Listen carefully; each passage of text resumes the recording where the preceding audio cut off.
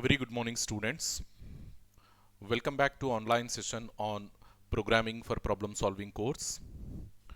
Uh, in our previous sessions, we started your second unit, that is control structures. In that we said control structures, they are of two types.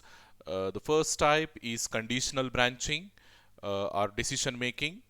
The second way is loops. And in our last session, we have started the concept of looping, that is iterative statements. In that we said these iterative statements basically we are using to repeat some statements, isn't it? One or more statements, in order to repeat, we are using these iterative statements, and this repetition is nothing but in C we call it as looping, isn't it?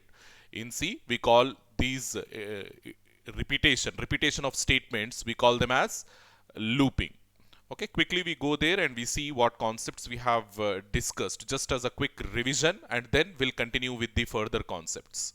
Okay, so yeah, these conditional branching statements, we said they are of five: simple if else, nested else if ladder, switch case. All these things we discussed. With respect to two-way selection and multi-way selection, we discussed all these five types of conditional branching statements.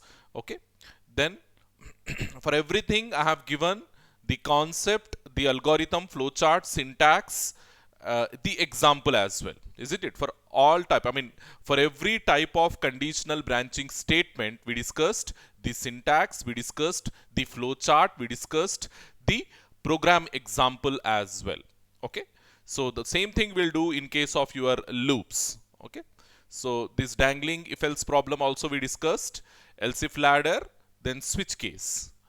Okay, after this we said we're gonna start loops in C. Loops are nothing but repetition. Only two types of conditional branchings we can do. Control structures we have. Only two types of control structures we have in C programming. The first type is conditional branching statements, and the second type is iterative statements. Okay, conditional branching based on the number of paths. Either the skipping of the statements or including of the statements will be done in conditional branching statements. Then in iterative statements, what will happen? It will repeat. Okay, execution of some set of statements more than once. If you want to achieve, you have to go for iterative statements. Those are nothing but loops. Okay, so these loops in general, if you include the looping concept inside your programming, then what will happen? Without the termination condition, if you include the loop inside your program or inside your code, then we said the loop will enter into infinity. The loop will enter into infinity. Infinity in the sense it will repeat itself for infinite number of times. The loop will repeat itself for infinite number of times. So how we can control this loop in the sense by making use of this termination condition. And why we have given the name termination condition in the sense, because the condition whatever we specify in your loops, it is helpful in breaking the loop, in controlling the loop. That is the reason why we are calling this condition as termination condition, because after when the termination condition becomes false, then only your loop will terminate. After when the termination condition becomes false, then only the loop, the repetition process will break. The repetition process will terminate. So that is the reason why the termination condition is an important thing. Okay, so loops, we said we have two different types of loops. One is pre-test loops and post-test loops.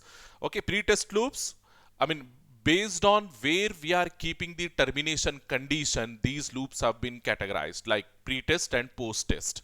In pre-test loops, the termination condition will come before the body of the loop. So in pre-test, where we are keeping the termination condition, if this is your body of the loop, if this entire thing, an action or sequence of actions, this is your body of the loop, so where we keep the termination condition, we keep the termination condition before the body of the loop.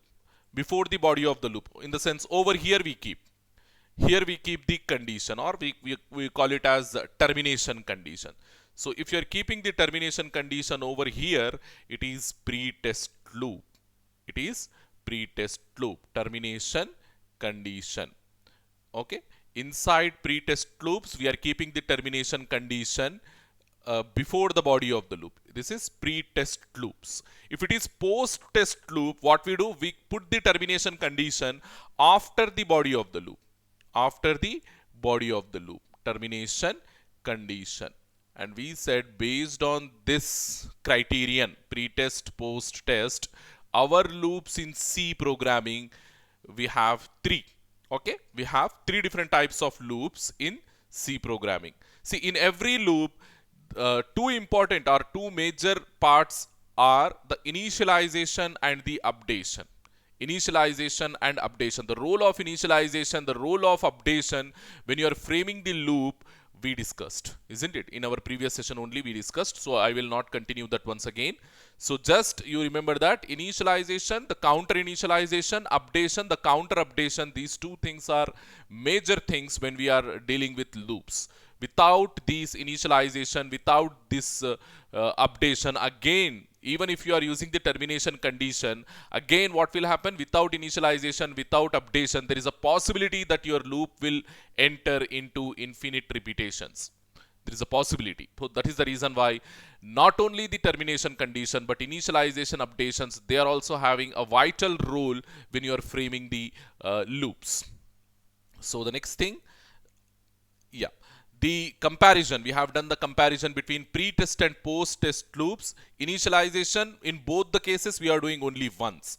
Number of tests, in pre-test it will be n+1 and in post-test it is n only. Okay, because when the condition becomes false, or we can say in the first iteration, in post-test loops the condition will not be tested. In first iteration, the condition will not be tested. The control will directly go to the body, and after executing the body, the condition will be tested. So that is the reason why the number of iterations over here is lesser than 1 when compared to pre-test loops. So that is the reason why number of tests in case of pre-test it is n+1, and number of tests in case of post-test it is n only. Okay, action executed, that is nothing but execution of the body of the loop. Execution of the body of the loop, in both the cases it is n only. In both the cases it is n only. Updating the what we call counter, okay, updating the counter, it is in both the cases it is also n only. Okay, then minimum iterations in pre-test loop it is 0, because in the first iteration if the condition fails, the control will not go to the body. The control will not reach the body. So the minimum number of iterations in, or minimum number of execution of the body, it is 0 in case of pre-test loop, and it will be 1 in case of post-test loop, because irrespective to the termination condition, the control will execute the body of the loop at least once in post-test loops, because after execution of the body only, the counter is reaching the condition. Okay, before reaching the condition, termination condition, by default your post-test loop will execute the body of the loop. Okay, so that is the reason why here the minimum number of iterations is 1. Even if the condition fails in the first iteration, the minimum number of iterations in post-test loops it is 1, and the minimum number of iterations in pre-test loops it is 0. Because if the condition fails in the first iteration, then the counter will not go to the body. So we will not treat it as an iteration. So that is the reason why the minimum number of iterations in pre-test loop it is 0, but in post-test loops it is 1. Remember this comparison between pre-test and post-test loops. Okay, then loops in C. We said we have three types of loops in C programming language. Okay, the while loop, the do while loop, and for loop. While loop, do while loop, and for loop, and you can even nest these loops one into another.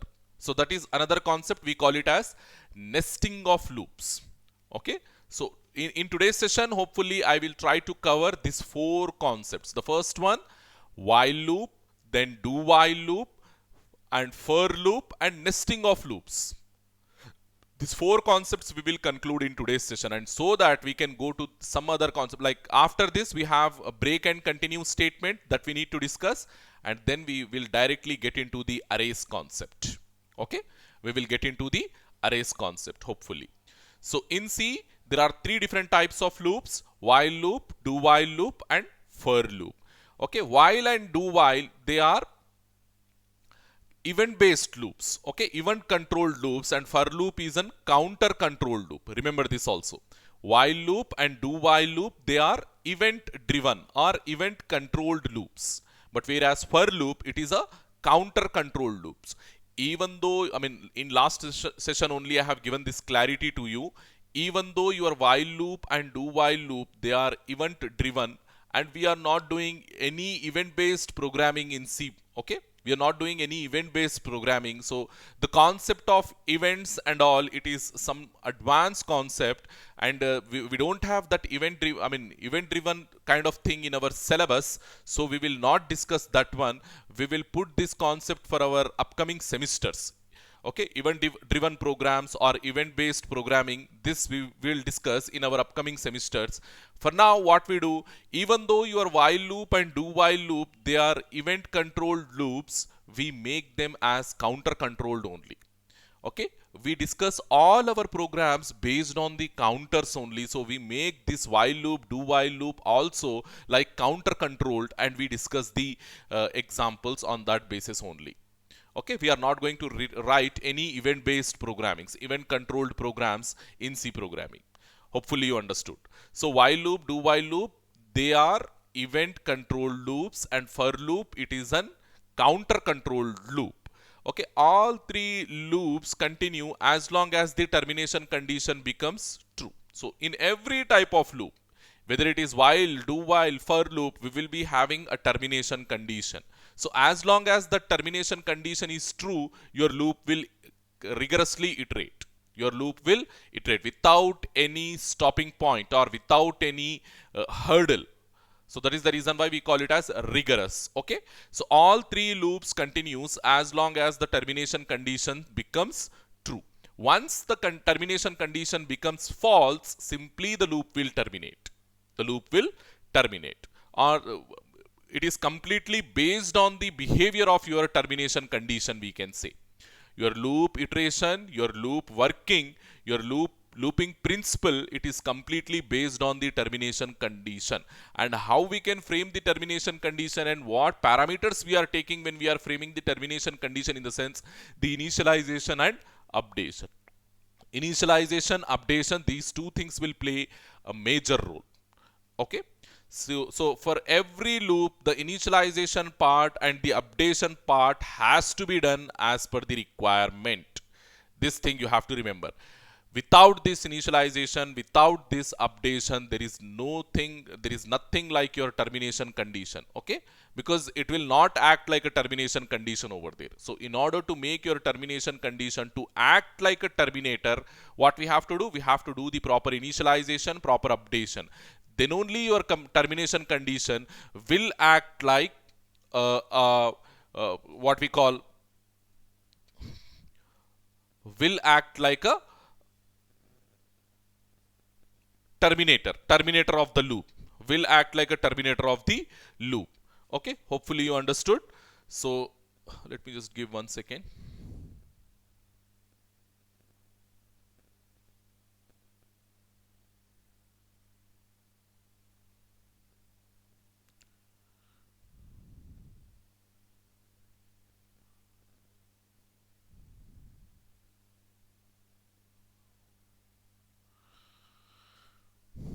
Okay, so for every loop we are using termination condition, and for every termination condition, updation and initialization are must. Remember this one.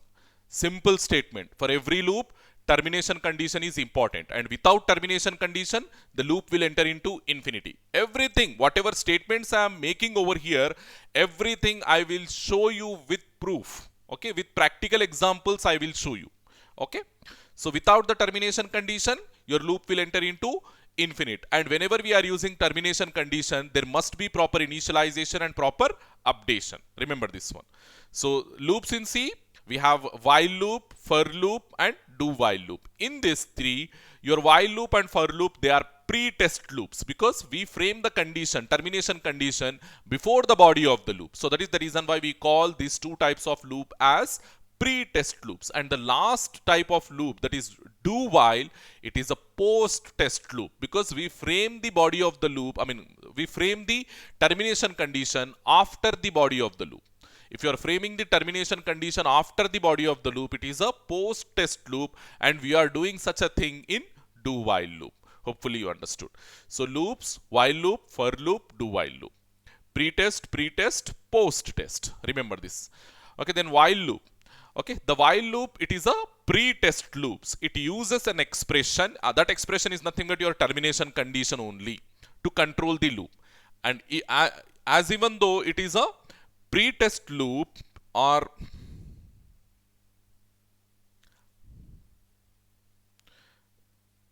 as it is a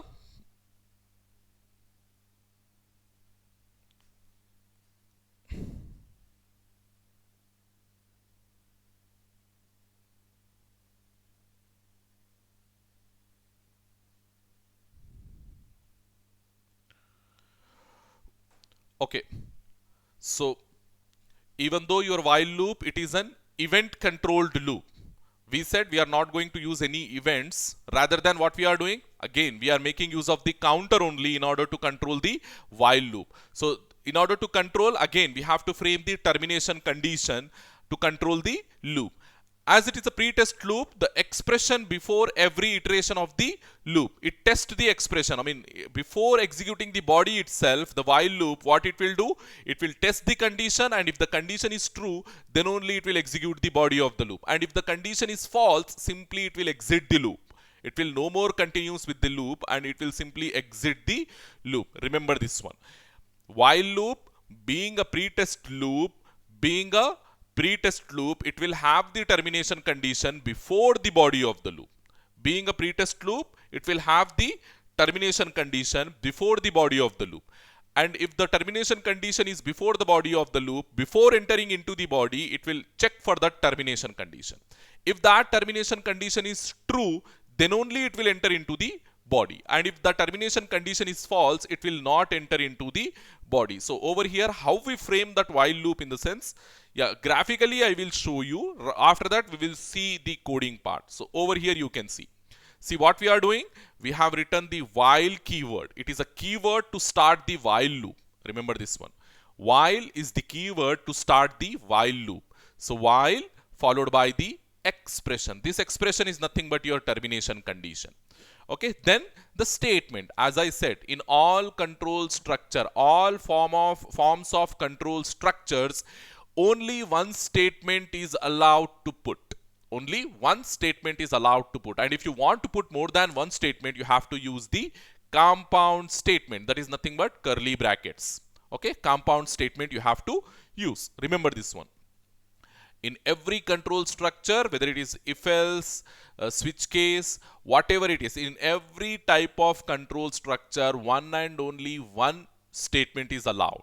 If you want to put more than one statement, use the compound statement. That is what we call block of statement. By making use of curly brackets, we are framing the block of statement or compound statement. So like that we have to do. So over here, while is the keyword to start the while loop, and then we have the condition. So whenever this condition becomes true, it will execute the statement under the while loop. So this statement, we call it as body of the loop. Okay, body of the loop. So whenever the condition becomes true, the body of the loop gets executed. Okay, so after executing the body of the loop, again the counter will come back to the loop part. Okay, again the counter will come back to the looping part, because we said it is a loop. So loop means it has to repeat itself. Loop means it has to repeat itself. So after executing the body, so once the condition is true, the counter will come and execute the statements inside the body. And after executing the body, again the counter will go back and checks the condition. Again the counter will go back and checks the condition. And this phenomenon will be repeated. And this type of procedure will be repeated as long as your expression is true. As long as your expression is true. And once the expression becomes false, then what will happen? It will take a different path. It will take a different path. If the condition, if the expression becomes false, simply the loop will exit. Simply the loop will exit. So here, this particular procedure, whatever we are seeing from here to here, this is in case of true and this is in case of false. So a condition, it can be in any of the two states. Either it can be in true state or it can be a false state. If it is in true state, the counter will iterate itself or the loop will iterate itself. And if the condition is false, simply the loop will exit. Simply the loop will exit. So these two things you have to remember. So this complete thing, it is a syntax. It is the syntax for using while loop. And if you see the flow chart, the same thing I have represented. The counter will enter. The counter will enter, checks the expression. If the expression is true, executes the body of the loop. Executes the body of the loop and repeats itself. Here I have shown it clearly. Repeats itself. And if the expression is false, the counter will simply exit or the control will simply exit. And one more thing, important thing you have to remember, no semicolon is allowed at the end of your while loop. And I told you, whenever you are framing a control structure inside your programming, all types of control structures, when you are framing, when you are using inside your programming, inside your codes, don't use the semicolon at the end. Don't use the semicolon at the end. The same thing, because while is a control structure, don't use the semicolon at the end. Okay? But I mean, whatever statements we are keeping within the body, okay? Within the body, whatever statements we are keeping, those statements must be terminated with a semicolon.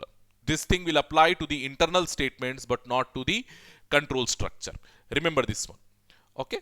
So, yeah, here, as you can see, here all these actions we kept inside the while loop. The body of the loop must contain one and only one statement. This thing I have repeated previously as well. At any time. To specify more than one statement, use a compound step. Group them using a compound statement. So if you have more than one action, what you have to do, you have to use the compound statement. Already we discussed this compound statement, a dotted rectangle. A dotted rectangle will represent the compound statement, and in your flowchart, when you have more than one action to be performed, we are grouping them using this compound statement. And in your coding, in your syntax, how we group them? Using curly brackets. You can see curly brackets will represent the block of statement, compound statement in syntax. In flowchart, you can do using dotted rectangle. Dotted rectangle in when we discuss the flowchart symbols in your first unit, there I have given this dotted rectangle will act like a compound statement. So what does it mean by compound statement? It is used to group more than one statement like a single statement. More than one statements to group like a single statement, we are using this compound statement. Okay, clear. Whenever the expression goes to true or expression becomes true, the loop will continue with the body, and after completing the body, again it will come back to the loop part. Again it will come back to the loop part. But if the condition becomes false, simply the loop will exit. Simply the loop will exit. Hopefully you understood this one. So the next thing, yeah, we have to see a simple example using this while loop, okay, to print the natural numbers from 1 to 10. To print the natural numbers from 1 to 10. See, how we gonna do this one? I will show you with the help of a simple example. See, yeah, you have to give a lot of effort. If you are new to this C programming, you have to give a lot of effort over here. Try to do, the practice again and again, unless you become perfect with this coding part. Okay. So simply, I'm starting my program, hash include stdio.h, then here directly we have to write int main of void. Okay. So like this. So here what we have to do, yeah, for a loop, without a loop, if you want to print natural numbers from 1 to 10, how we gonna do? How many statements I have to write? Printf, %d, print, what we call 1. So like this, I have to write 10 statements before printing that same result on the output screen. I have to write 10 statements, \n, just to get all the numbers in new lines. So this is to print 2, isn't it? I have to write like this. This is to print 3.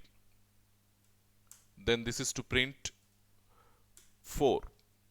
So like this I have to do 5. 10 statements. In short, I have to write 10 statements for printing natural numbers from 1 to 10. What I am doing over here, I am simply printing the natural numbers from 1 to 10, isn't it? 8. Then we have 9, and finally we have the 10. So like this much of code, this many lines of code, and in every statement, example.c. Okay, so in every statement what I am doing, I am printing only one natural number on the output screen. I mean the same thing I am repeating again and again. The printf statement I am repeating 10 times. So this thing, to see the output, compile it, compilation successful, and run it. See, like this 1 to 10 it is printing all the natural numbers. Okay, a more sophisticated way we can say, instead of printing 1 1 1 1 2 3 4 5 like that, what I do, okay, remove this one. I will take a variable int a. I will start from 1, a equals to 1, and that a only I will print over here. That a only I am printing over there. Okay, then copy this one. 1 time, 2 time, 3 time, 4 time, 5 times, 6, 7, 8, 9, 10. Like this. So like this, what it will do, see, the coding you have to understand. That is the reason why I am writing slowly. I mean, before introducing the loops concept, I am showing how we are achieving that loops. Okay. So here, this will print all, what? 1 to 10 it will print, or all once it will print? All once it will print. Just see that one. I am saving the program, compile, and execute. See, all once it is printing. What it is doing? It is printing all once. Okay. So next, how to print 1 to 10? 1 to 10, after every printing operation, I have to increment a value. What I have to do? I have to increment a value. That how I can do? Simply put a plus plus. Simply put a plus plus. After printing everything, just put a plus plus. What does it mean? A plus plus. Increment and decrement operators we discussed. A plus plus means a equals to a plus 1. A plus plus means a equals to a plus 1. So now the a value will become 2 now, isn't it? So that 2 it will print over here. Okay, here it will print 1, and here it will print 2, and rest of all it will print 2 2 2 only. Like that it will print. See, compile, compilation is successful, and execute. See, 1, all 2s it is printing. 1 are followed by all 2s it is printing. So like this. So how? Simply to increment the value of a after every printing operation, simply put this one. Here also you put that one. So the a value will become 3, a value will become 4, a value will become 5, a value will become 6. Likewise, up to 10 you can do. Up to 10 you can do.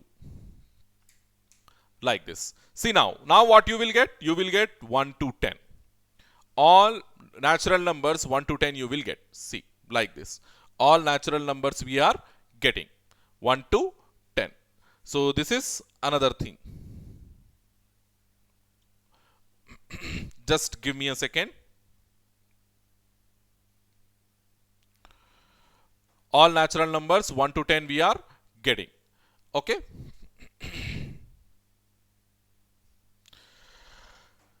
Okay. So yeah, what we are doing over here, we are repeating the same statements again and again we are repeating. So what I will do, instead of repeating these printf followed by a plus plus 10 times, I will simply frame a loop. Okay, I will simply use a loop such that what I will do here, I will start the loop while of, I will frame a condition such that, because how many numbers I want? For this a, I want only 10, isn't it? From 1 to 10. So in every iteration, I am incrementing a value by 1. In every iteration, I am incrementing a value by 1. So what I will do, my a should be less than 10. Or we can say less than or equals to, because 10 also we want, isn't it? If you say less than 10, it will not print that 10. Okay, when 10 less than 10, the condition becomes false, isn't it? So less than or equals to, when you say, it will consider 10 also. So we need from 1 to 10. So in this way, we are framing the condition, and all these things, I mean, only one, because the repetition we are doing, only one thing I am keeping inside. Okay, only one thing I am keeping inside, only one statement I am keeping inside, and all these statements I am removing, just removing from the program code. Okay, just removing from the program code, only this much. Okay, see, this is the initialization of your loop.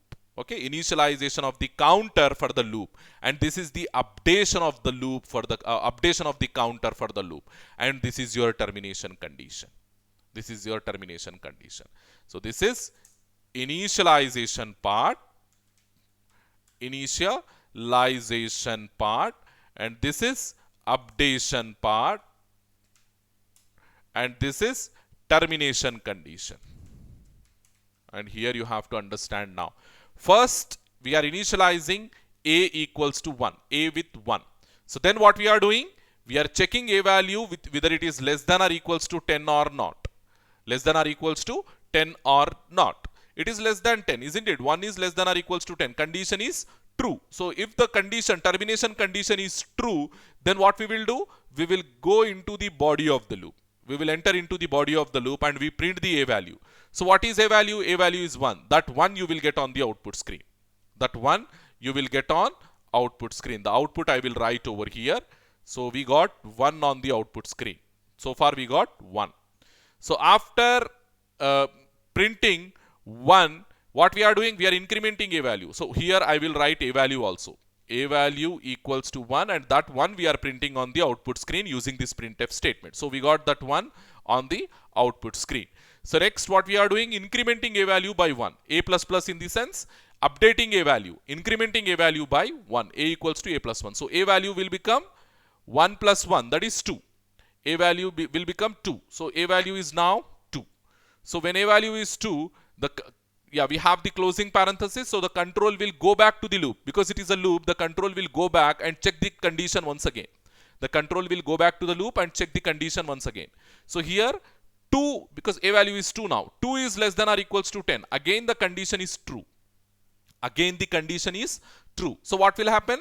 Again it will come into the body and print a value. A value 2. That 2 it will print on the output screen. 2 we are getting. After printing 2, again we are going to the updation part. A equals to a plus 1. Again we are going to the updation part. So a value now it will become 3. A value is 3 now. So once again after printing, it will come back to the condition and checks the condition. 3 is less than or equals to 10. Condition once again true. So it will print a value. Now this time a value is 3. So the 3 you will get on the output screen. The 3 you will get on the output screen, and again we are saying a plus plus. So a value will be incremented by 1. So now a value will become 4. Okay, a value will become 4, and again the counter will go back, checks the condition. So like this, how many times it will happen? It will happen as long as a value is less than 10, less than or equals to 10. 5 it will print, then 6 it will print, 7 it will print, 8 it will print, 9 it will print. After printing 9, 5, 6, then 7, then 8, then 9. When a value, when you printed the a value on the output screen, then a value will become 10. Printing, after printing we are saying a plus plus. So a value will become 10 now. A value will become 10 now. So that 10, again the control will go back and checks. A value 10. 10 is less than or equals to 10. Condition true, isn't it? When you are saying 10 is less than 10, condition true. So because we are saying not only less than but also equals to. So 10 is less than or equals to 10, condition becomes true. So it will print that a value on the output screen. It will print that a value on the output screen. So you will get 10 also on the output screen. You will get 10 also on the output screen. So after printing 10, what will happen? Again we are incrementing a value. So a equals to a plus 1. So a value will become 11 now. A value will become 11 now. Again the counter will go back to the control will go back to the loop and it checks the condition. 11 is less than or equals to 10. So this time the condition false, isn't it? 11 less than or equals to 10. Condition becomes false. It will return a false Boolean value. The expression, this relational expression will return the false. This relational expression, it will returns the false. So the while loop will become false, so it will not go to the body. So whenever the control becomes false, here we have seen, whenever the control becomes false, here expression becomes false, the control will not enter into the body, rather it will skip the loop. Here also the same thing, it will skip the loop and comes out of the program. After a loop, we don't have anything over here, so it will come out of the program. Remember this one. So only this simple line of code.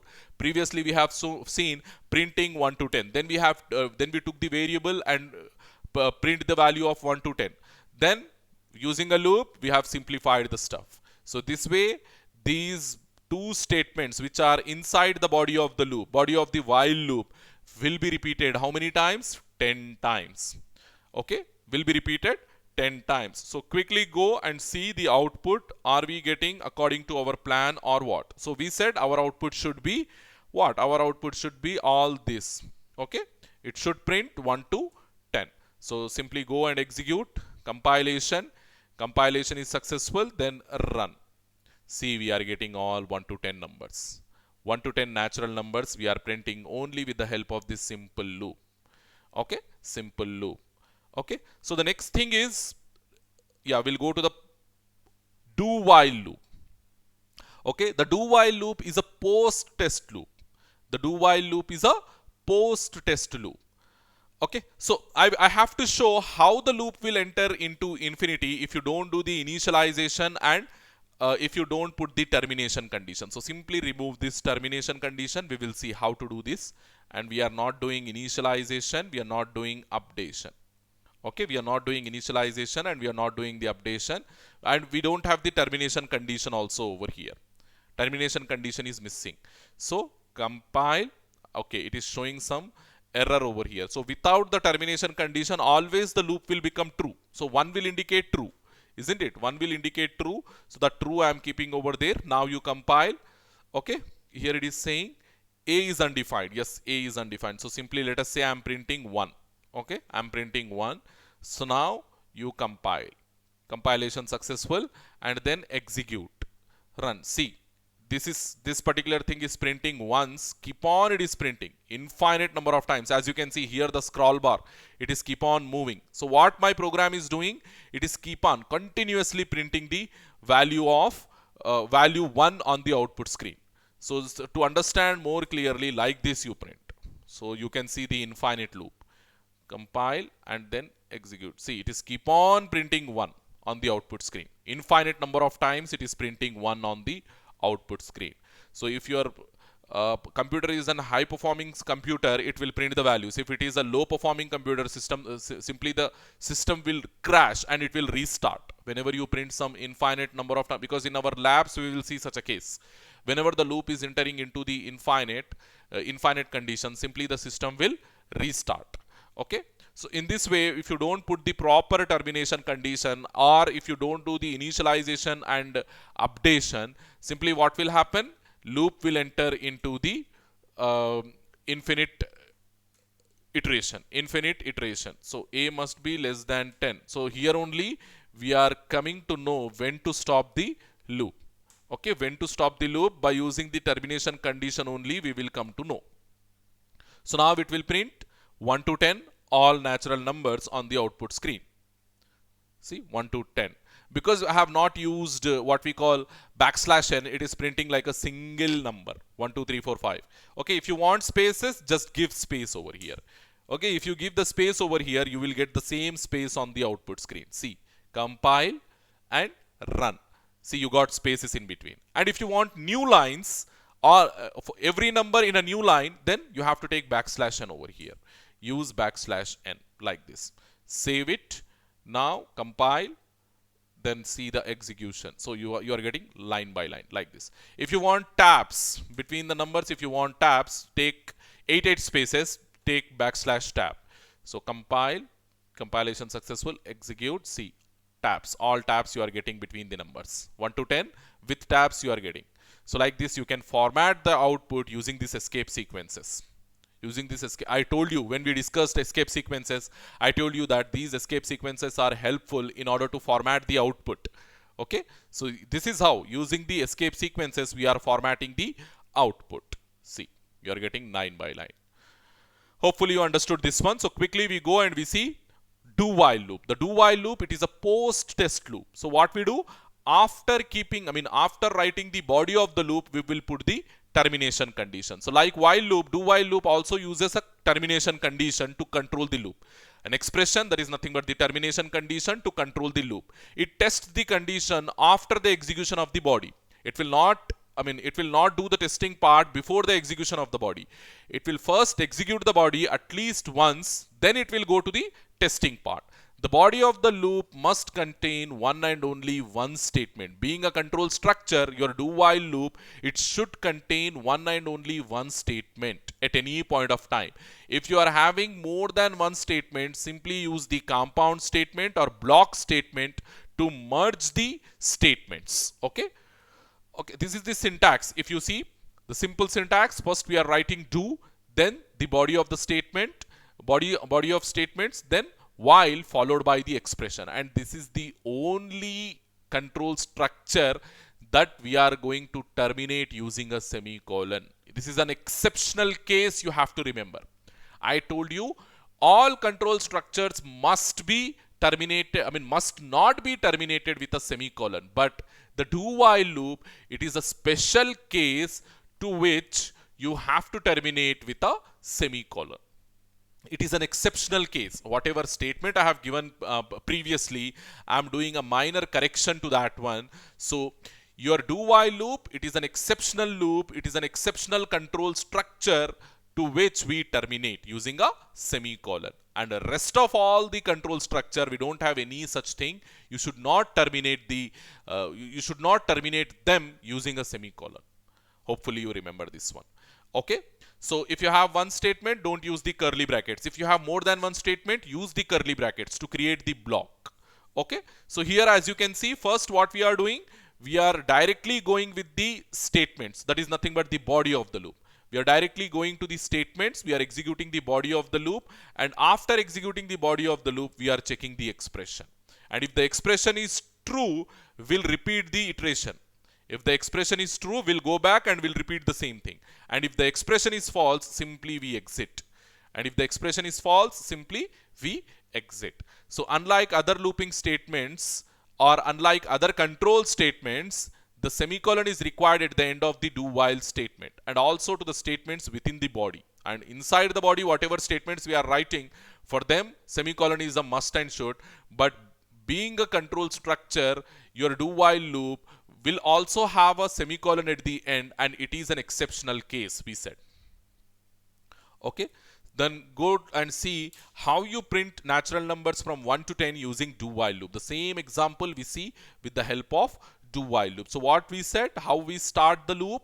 Okay, I will remove this looping, and first I will write the loop for do while loop, and then I will write these statements into it. Then I will write the statements into it. So what we have to do, first you write do, okay, then you write while, followed by the termination condition. Termination condition is the same thing, must be less than or equals to 10. Okay, must be less than or equals to 10. A must be less than or equals to 10. And here what we are doing, yeah, you need to terminate the do while loop with a semicolon at the end. Remember this one. You need to terminate the do while loop with a semicolon at the end. This is a must and should thing. Okay, this is a must and should thing. So after that, within the body, what we put, if it is only one statement, directly put that statement. But as we we have two statements over here to put inside the body. So what we do, we use curly brackets. We use curly brackets and we put that statement over here like this. Okay, so simply you execute the thing like this and see what output you will get. Okay, what output you will get. So save this, compile, compilation successful, then run, execute. See, 1 to 10 we are getting the same output we are getting. Hopefully you understood. So over here what it is doing, first the counter, it will come and enter into the body directly. As a value is 1, it will print 1 on the output screen. Then we are incrementing a value. We are making a value as 2. Okay, checking the termination condition.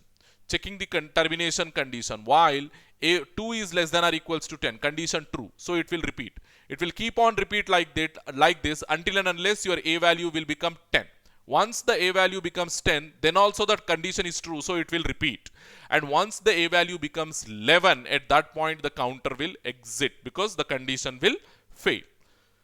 So this is your do while loop. Very simple, isn't it? It is a do while loop. So then we have, yes, then we have the for loop. Yeah, simply we said, even if your this particular thing we have to consider. Yeah, we said if your while loop becomes false, I'm printing a one simple statement over here to explain that one. So as it is having only one statement, yeah, you use compound statements just to avoid the confusion. Okay, printf, I'm printing like hello world. Okay, so this is to show, even if the condition fails in the first iteration of your do while loop, your body of the loop executes once. Okay, here what we are doing, we are making the termination condition as false in my first iteration itself. In place of termination condition, what I kept false. False means I'm making my termination condition to fail in the first iteration itself. So what will happen? You will not get anything in the output screen. You will not get anything in the output screen. It is showing an error over here, false undeclared. So for this, std bool you have to include. Okay, now we will see. Yes, see, because this false, it is a data type, Boolean data type, isn't it? Boolean data type constant. And we said Boolean data type concept, it is a concept of C99. And this Boolean values to use, you have to include stdbool.h. In order to use Boolean values into your programs, you have to use stdbool.h. So that is the reason why I got error. When I wrote this false in my program, I got error without the inclusion of this stdboolean.h header file. Okay, compile and you will get error. False, it is giving an error to me. So that is the reason why what I have done, I have included stdbool.h so as to make this false functioning. And the definition of this false is available inside this header file. So if you include this header file, that problem has been gone. You can see over here, there is no more problem now. Simply go and see, run, you will not get any output because the condition is becoming false in the first iteration. And if you do the same thing for do while you do, even though your condition is becoming false in the first iteration, your body of the loop will execute at least once. So you will get hello world on the output screen. See this one. Run, you will get hello world. Okay, this is the difference between while and do while. Even if the condition fails in the first iteration, you will get output. You will get body of the loop executed at least once, and so that you will get output on the output screen. So then we have the for loop. For loop, it is a pre-test loop and it is a counter-controlled loop. Okay, it tests the condition in each iteration before the body gets executed. Generally, the for contains 3 expressions. Here, this for loop, it is quite different to your previous types of loops, like your what we discussed, while and do while loops. Here, the initialization, updation and condition, termination condition, all 3 things we will write inside a single statement. Unlike doing the initialization before the body of the loop and writing the condition, where you are specifying the loop and doing the updation within the body of the loop, like this we won't do. Everything, initialization, updation and termination condition, all these 3 things we will write with the loop only. Within the parenthesis we will write. Within the parenthesis we do initialization, termination condition, updation, everything there only we do. So this is the syntax difference, we can say, between the while loop and for loop. Only the syntax difference we are having. The working procedure, when they both are used like counter-controlled loops, the working procedure is exactly same. Only the syntax will differ. Generally, the for loop contains 3 expressions. The first expression is an initialization. The second expression is an, here you can see, it contains, how many expressions I said? I said it contains 3 expressions. The first expression is the initialization. Second expression is the limit, that is nothing but termination condition. Here I have specified termination condition. And the third expression is the updating expression. So three expressions we are specifying within the parenthesis of the loop. This is second one and this is the third one. Okay, the body of the loop must contains, again the same rule will apply. Being a control structure, it will not have any semicolon at the end, and the body of the loop must contain one and only one statement. And if you have more than one statement, just use the compound statement. And all the statements within the body of the loop, they must contain a semicolon at the end. Okay, quickly, yeah, this over here you can see how we are separating. Simply by making use of semicolons, we are separating. Expression 1 is the initialization, expression 2 is the termination condition, expression 3 is the updation. Here also same thing. Expression 1 initialization, expression 2 termination condition, and expression 3 updation. So like this we specify. And your actions within the body of the loop, they have to be only one. And if you have more than one, use curly brackets. Use curly brackets. Like this you have to use curly brackets. The semicolon is not required at the end of the for loop. Being a control structure, we will not put any semicolon at the end of the for loop. I mean to say here. See, when you are terminating the for loop, here we are not using any semicolon. We are not using any semicolon. But the statements, whatever actions you are narrating within the body of the loop, all they must terminate with a semicolon. Okay.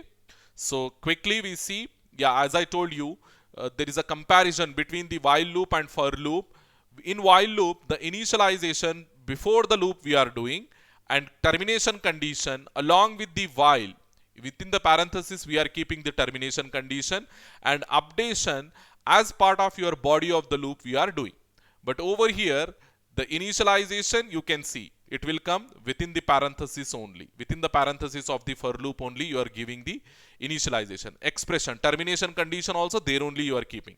Updation also, there only you are keeping. Okay, so like this, three things we will put in here itself in for loop that we are not doing in while loop.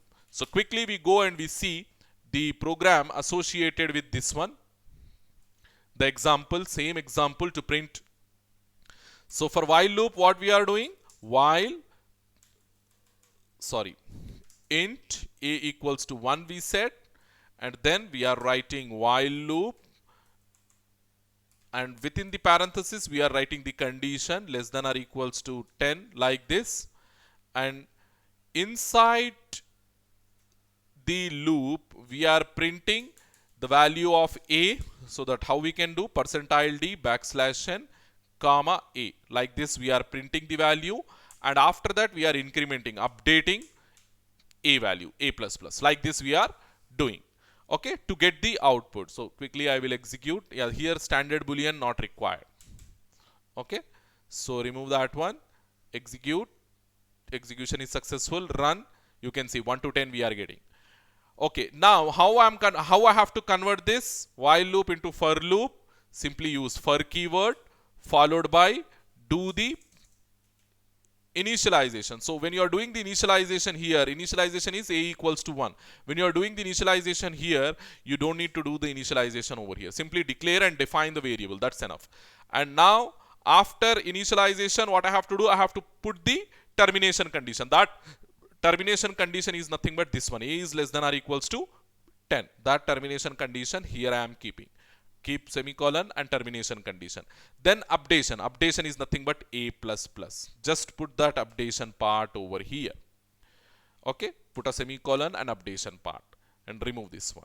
And after doing like this, as your for loop, okay, now first we will compile and see the output. Yeah, we will get the same thing. You can see 1 to 10. Okay, so yeah, after doing like this, your for loop is having only one statement. So no need of these brackets. No need of these brackets. Just remove this. Because your for loop, it is having only one statement. So no need to go with brackets. So now execute, compile, execute, run. See, same output we are getting 1 to 10. Hopefully you understood this one. So the nesting loops we will discuss in our next class. Okay, hopefully. Thank you very much, students.